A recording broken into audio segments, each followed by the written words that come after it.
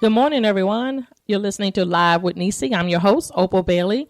Today is my final segment of Family Values, and I have with me a wonderful young man by the name of Dick Baumbach, and he is going to share with you some of his family values as well. So, hey, Dick. Hey, Opal, how are you? Oh, doing great. And I did bring the lovely wife, but she can only be here with a picture. A silent partner? A solid partner. Yeah. Oh, that's awesome. We've known each other a little while. That's funny.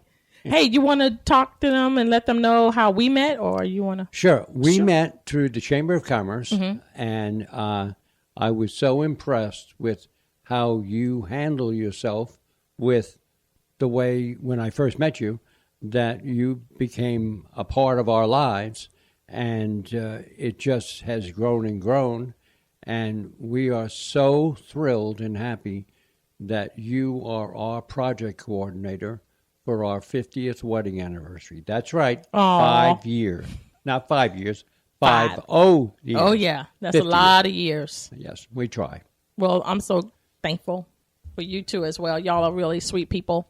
And so with that in mind, I know you were sharing with me before a little bit about how you and Diane met, but can you please share that? Because that is an awesome story.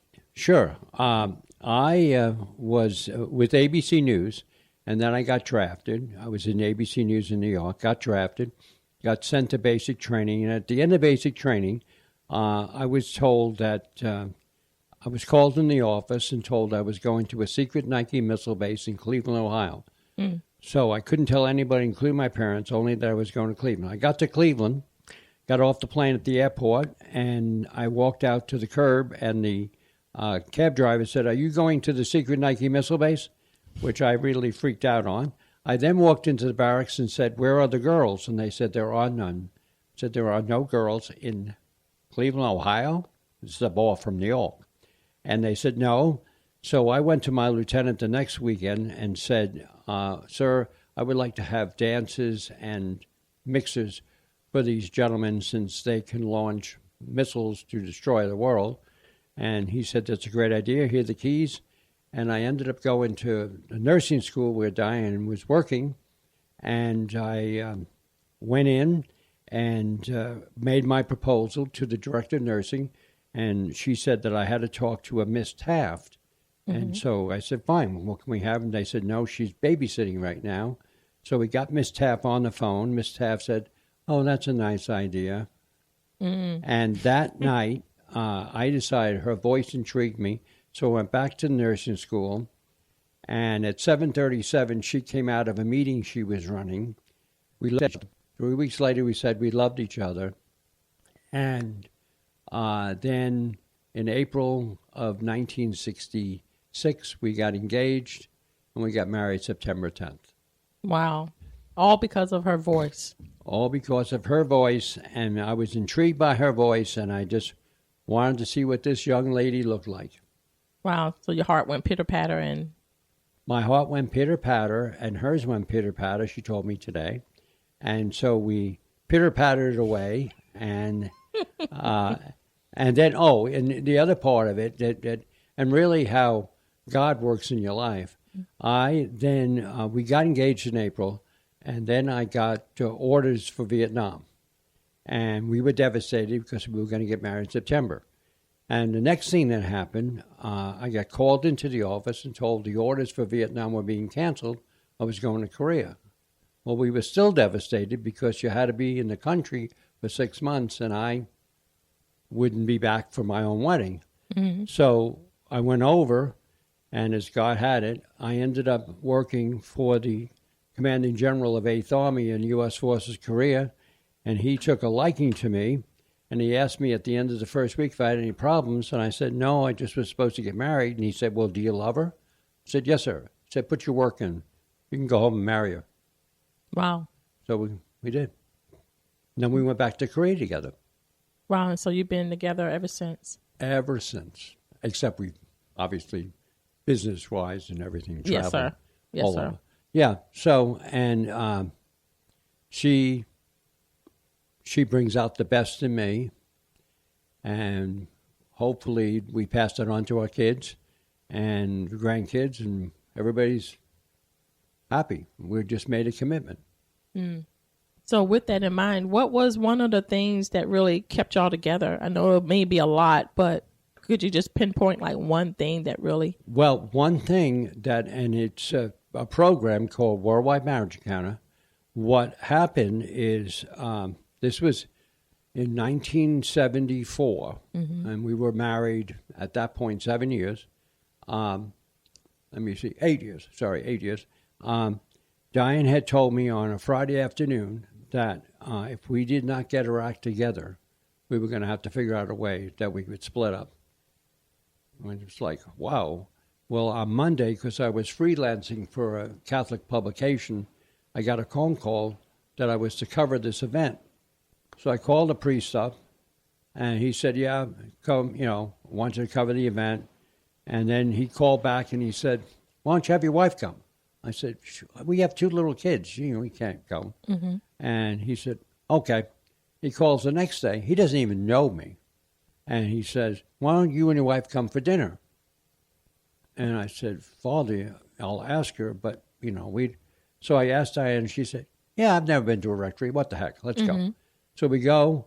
The end of dinner, he says, you guys would be great for marriage encounter. He knew he didn't know we were having problems. And so we said, what's that? So he said, well, I'll tell you about it after it. We covered the event, finished the event. This couple come over and said, we understand you're going on a marriage encounter weekend. I said, no. No. Said, oh, well, Father said you were. Well, we ended up on that weekend. 3 weeks to the day later was our weekend, and it changed our life. Wow. And that was 42 years ago. So was it a class that you? It was a weekend where you learned how to communicate with each other, and that both husband and wives have feelings, and women can share the feelings more easily than men. But when guys figure it out, it's like, okay, I have feelings too. It brings them together. And in fact, our kids always will say they saw a difference in us. They didn't understand what the difference was, but they saw a difference in us. Wow, that's wonderful, Dick. Yeah. That's amazing. Well, just another strange part of life. So with that in mind, how did you and Diane come to be a part of Marriage Encounter? Because I believe y'all also became a part as well. What happened is, so after that weekend, on the Tuesday night, we get a phone call asking us if we would consider becoming a team couple for Marriage Encounter, which means presenting team. And we were like, 3 weeks ago, I remember flying down the stairs to Diane because we had the 2 in-house phones at that time. We won't say how long ago that was.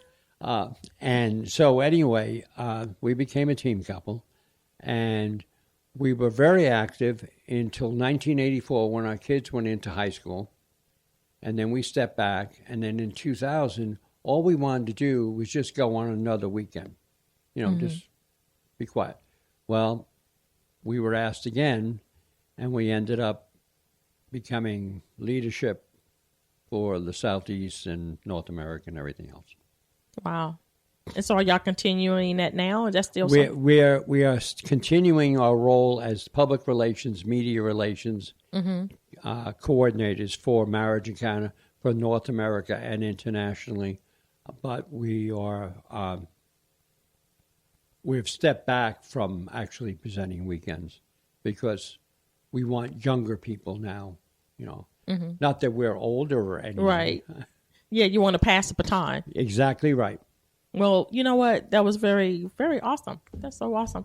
You know what? You mentioned also that y'all had, y'all was at the point of breaking up. Yeah. What was that you was going through? What struggle were you going through, if you didn't mind sharing with us? Sure. I think we were not communicating. I was working nights.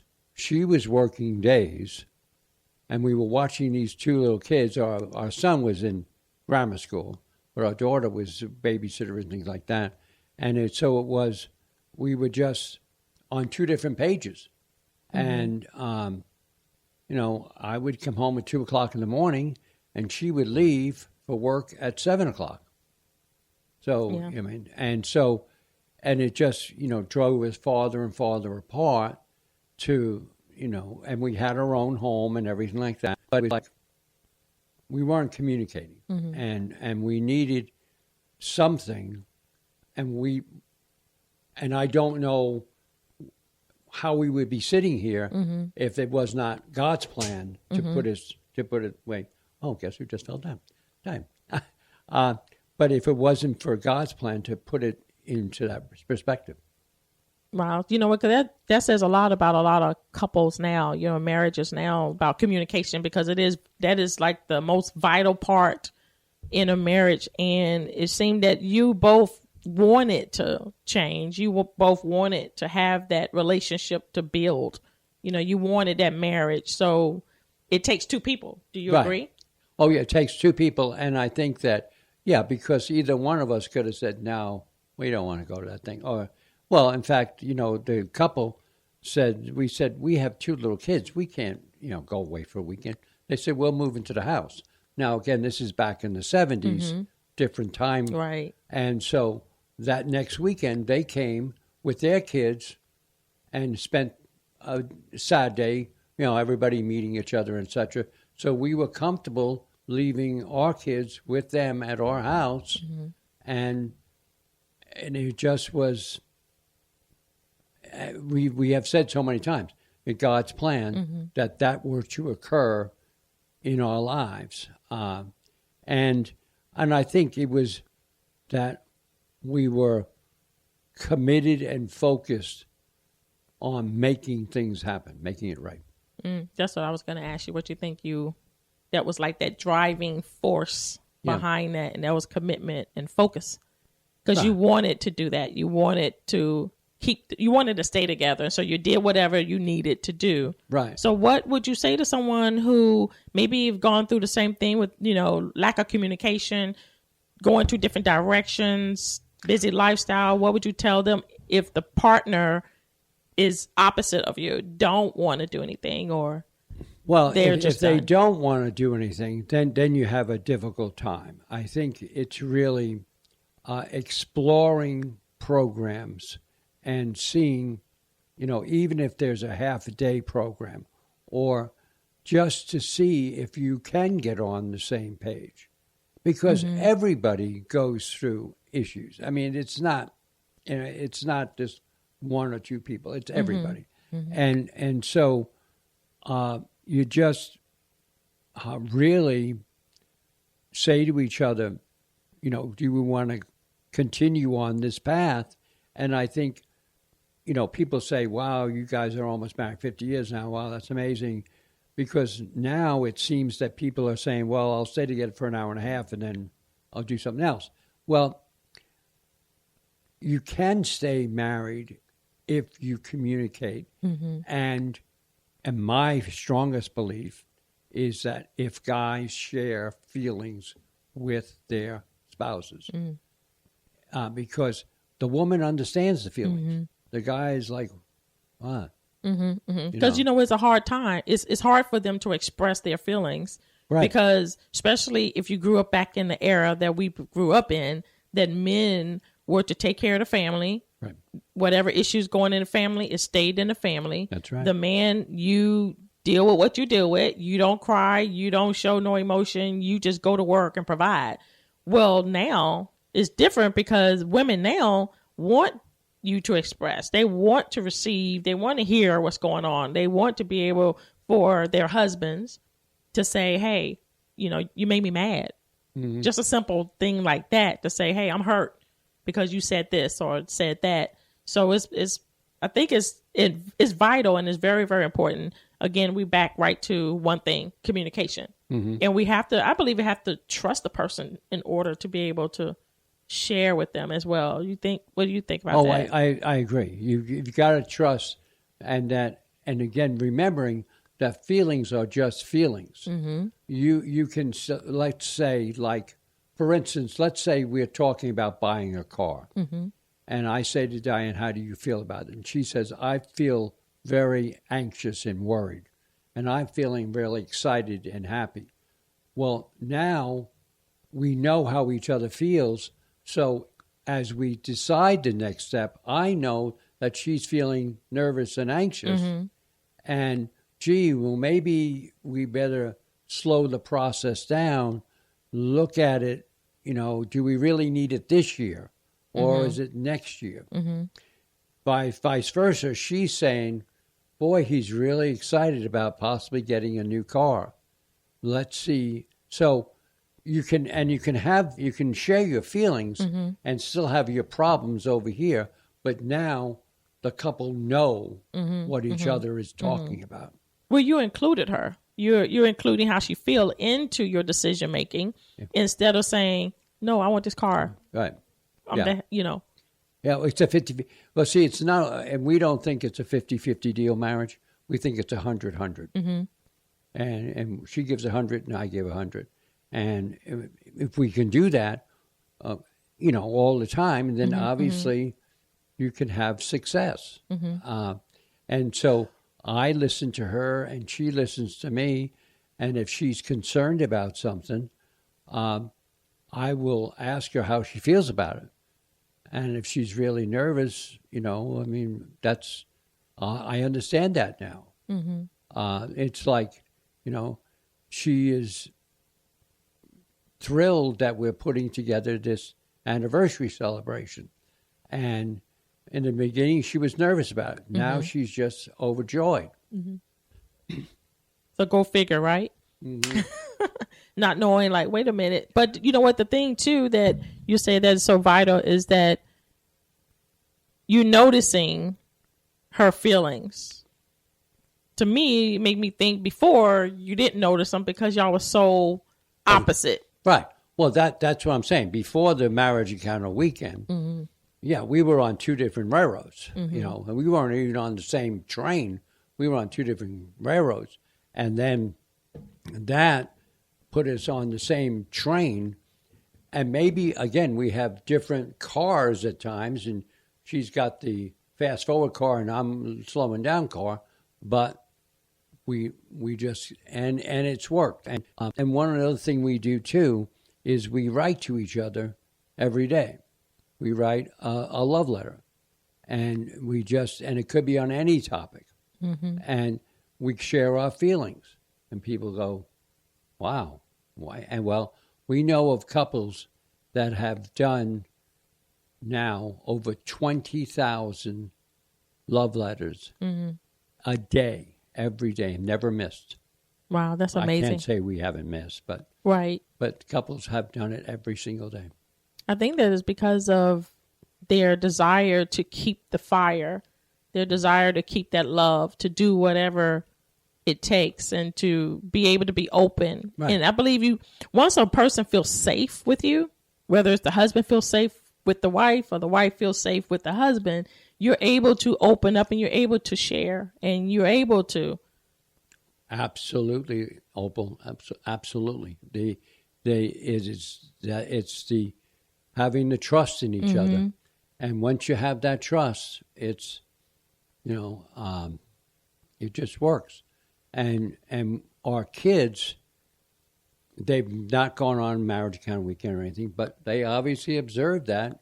And their marriages, they've both been married 20 or over plus years now, and I don't say that we showed them anything. I think God showed them something through their parents. Yeah, well, you know what? We don't think that our kids are watching us, and they are. And no matter what age they may be, whether they're an infant or whether they're 15, 19, 20, they are watching. And so what they did was they were just sitting there watching. They noticed mom and dad, what's going on with them? Why are they not talking? Why are they not saying anything to each other? Why are they fussing? Why are they arguing all the time? And then all of a sudden, whoa. Yeah. What happened? Yeah. And that's exactly, it was like, what? They went away on this weekend. What happened? And like I said, we we write to each other every day on any topic.